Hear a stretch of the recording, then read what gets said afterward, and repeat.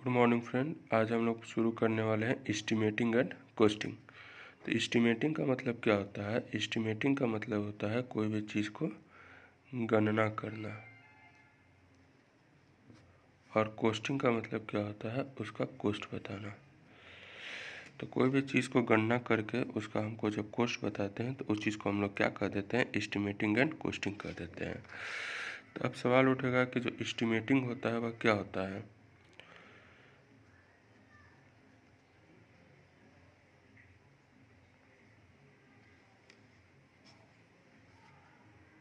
जो एस्टिमेटिंग होता है, एस्टिमेटिंग इज द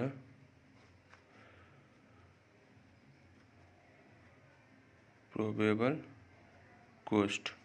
तो जो एस्टिमेटिंग होता है वो आपका क्या हो जाता है? प्रोबेबल कॉस्ट हो जाता है।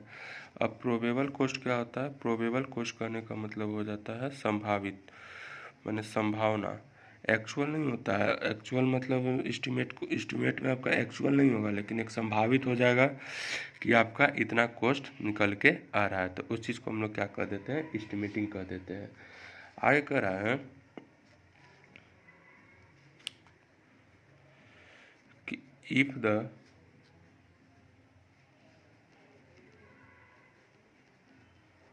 estimated cost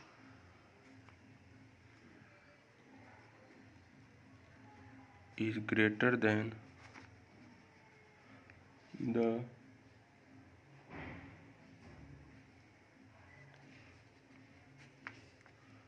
money available, then attempts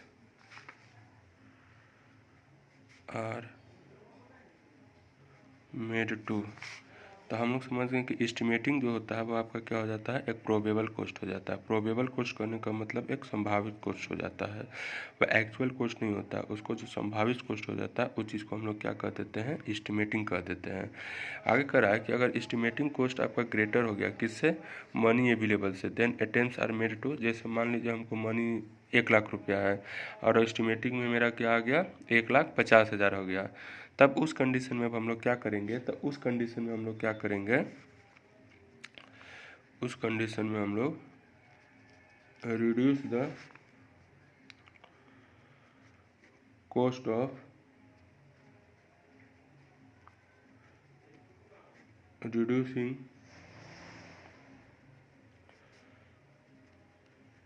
the work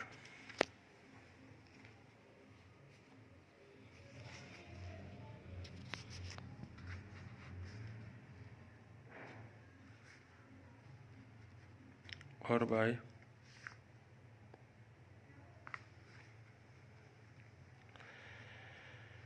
changing the specification. तो कह रहा है कि अगर मेरा एस्टिमेटेड कॉस्ट अगर ज़्यादा हो जाएगा तब हम लोग क्या करेंगे? जो मनी अवेलेबल है उससे अगर ज़्यादा हो जाएगा तो हम लोग रिड्यूस कर देंगे cost of reducing of work और बाय चेंजिंग द स्पेसिफिकेशन। तो जो मेरा वर्क का जो कॉस्ट है उसको हम लोग क्या कर देंगे? कम कर देंगे, और साथ साथ जो मेरा स्पेसिफिकेशन होगा उसको कम कर देंगे। तो अब सवाल उठता है कि स्पेसिफिकेशन क्या होगा? तो जैसे मान लीजिए हमको मार्बल्स निकालना है, तो मार्बल अगर मान लीजिए हमको 1,000 रुपया का लगाना है, तो 1,000 रुपया की जगह पे हम लोग क्या कर सकते हैं? 500 रुपया का हम लोग लगा सकते हैं। तो उस चीज़ को हम लोग क्या कर देते हैं? स्पेसिफिकेशन कर देते हैं। तो कह रहा है कि अगर एस्टिमेटेड कॉस्ट अगर ज़्यादा हो जाएगा आपका मनी अवेलेबल से, तो उस कंडीशन में क्या करेंगे? तो उस कंडीशन में हम लोग कॉस्ट ऑफ वर्क को हम लोग क्या कर देंगे? रिड्यूस कर देंगे, और साथ साथ जो मेरा स्पेसिफिकेशन है उस चीज़ को भी हम लोग क्या कर देंगे? चेंज कर देंगे।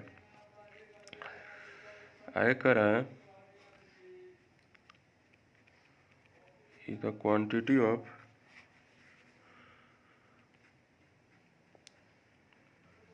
different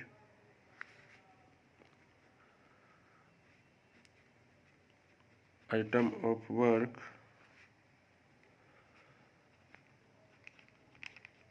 are calculated by।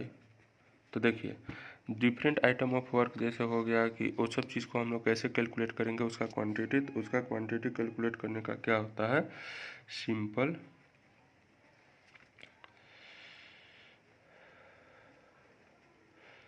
Mensuration method हो जाता है। तो आपका क्या हो जाता है, सिंपल मेंसुरेशन मेथड।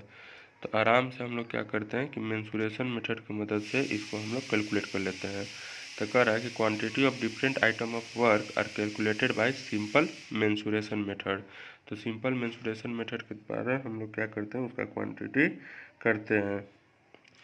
आगे कह रहा है कि the subject of estimate is simple. तो जो सब्जेक्ट ऑफ एस्टिमेट होता है जनरली क्या हो जाता है, सिंपल हो जाता है। तो सिंपल क्यों होता है, तो सिंपल इसलिए हो जाता है क्योंकि आपका इसमें क्या करता है, हमको सिर्फ डायमेंशन निकालना रहता है। हमको फिगर दिया रहेगा तो फिगर से हमको क्या करना है, लेंथ निकाल देना, ब्रेथ निकाल देना, हाइट निकाल देना है। तो इस तरह से हमको क्वान्टिटी को मेजर कर देना है। और उसमें हमको याद रखना है कि कौन सा क्वान्टिटी मीटर स्क्वायर में होगा, कौन सा क्वान्टिटी मीटर क्यूब में हो जाएगा, कौन सा क्वान्टिटी रनिंग मीटर में हो जाएगा, कौन सा क्वान्टिटी आपका नंबर में हो जाएगा। तो इसलिए हम लोग उस चीज़ को पैरामीटर को याद कर लेते हैं, और पैरामीटर को याद करके जो सब्जेक्ट ऑफ एस्टिमेट हो जाता है मेरा क्या हो जाता है, बहुत ही सिंपल हो जाता है। आगे क्या कहता है, in the subject of estimate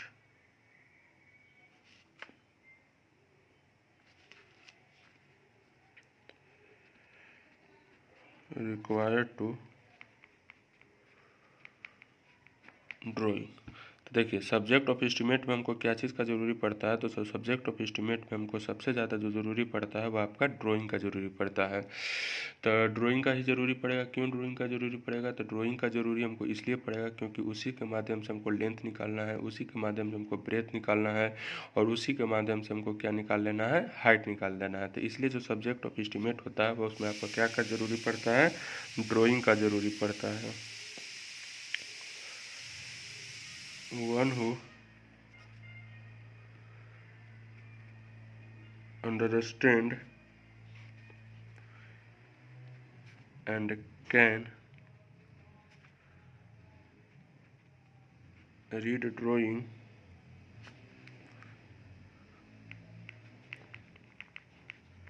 may find out the dimension,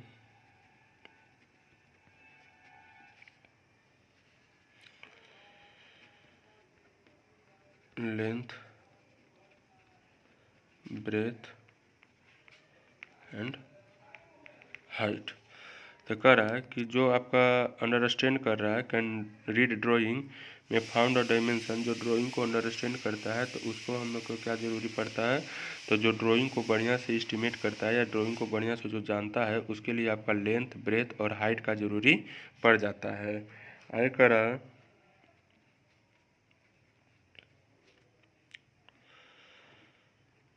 the calculation mainly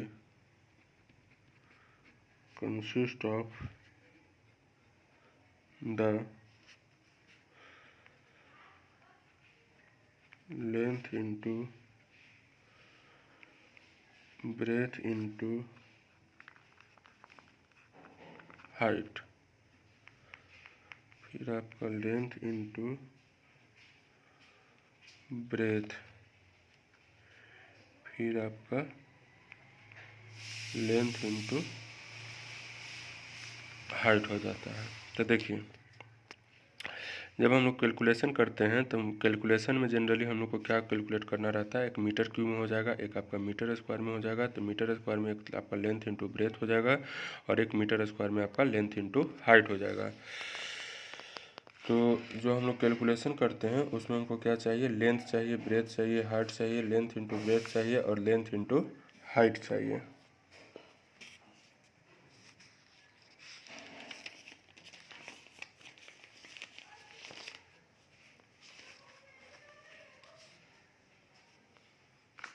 देखिए there is no hard and fast rule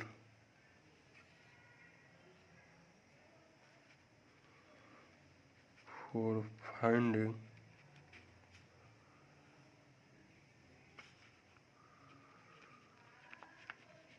out the dimension from the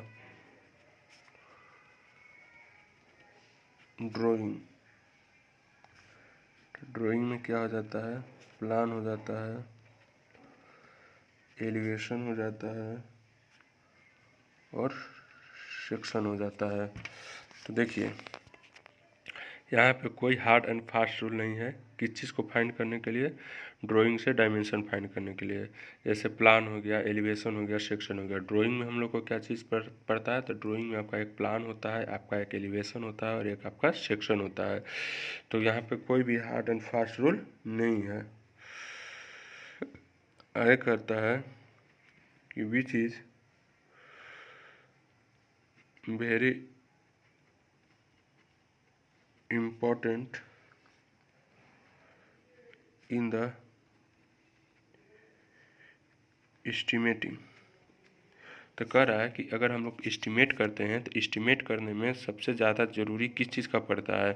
तो अगर हम लोग एस्टिमेट करते हैं तो जो सबसे इम्पोर्टेंट होता है वह आपका क्या हो जाता है, एक्यूरेसी हो जाता है।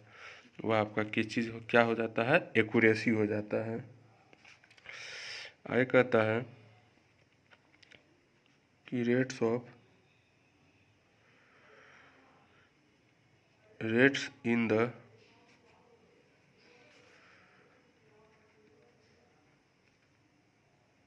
estimate provided for the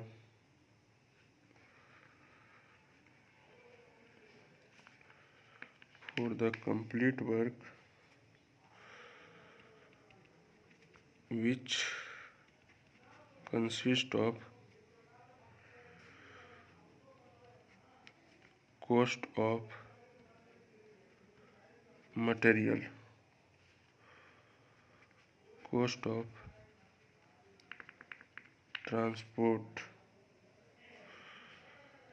cost of labor, cost of scaffolding,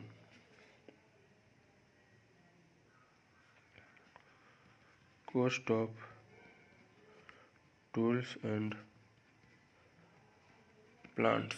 तो देखिए यहाँ क्या कहता है कि जो रेट्स इन एस्टीमेट जो हम लोग प्रोवाइड करते हैं फॉर कंप्लीट वर्क, उसमें क्या क्या होता है, उसमें आपका कॉस्ट ऑफ मटेरियल हो जाता है, कॉस्ट ऑफ ट्रांसपोर्ट हो जाता है, कॉस्ट ऑफ लेबर हो जाता है, कॉस्ट ऑफ स्केप होल्डिंग हो जाता है और cost of tools and plant का ज़रूरी पड़ता है। तो ये सब चीज़ का हमको क्या पड़ता है, ज़रूरी पड़ता है जब हम लोग एस्टीमेट का कॉस्ट हम लोग निकालेंगे। अब देखिए यहाँ पे क्या होता है कि नॉमिनल साइज ऑफ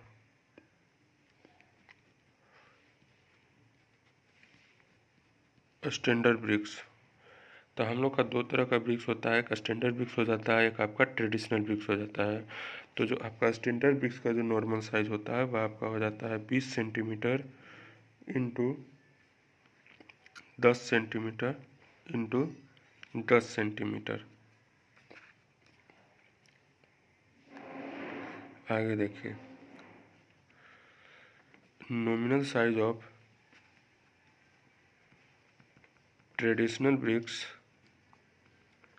तो जो मेरा ट्रेडिशनल ब्रिक्स होता है उसका जो नॉमिनल साइज हो जाता है वह आपका हो जाता है 9 inch into 4 inch into 3 inch. अगर हम लोग 9 इंच को काटें तो यह आपका हो जाता है 22.9 सेंटीमीटर। अगर हम लोग 4 इंच को करें तो यह आपका हो जाता है 11.4 सेंटीमीटर। अगर आपका हम 3 इंच का करें तो यह आपका हो जाता है 7.6 सेंटीमीटर। तो इस तरह से हम लोग क्या किए कि हम लोग इस सब के बारे में जान गए। ठीक है, अब आगे हम लोग एस्टिमेटिंग का वीडियो डालते हैं और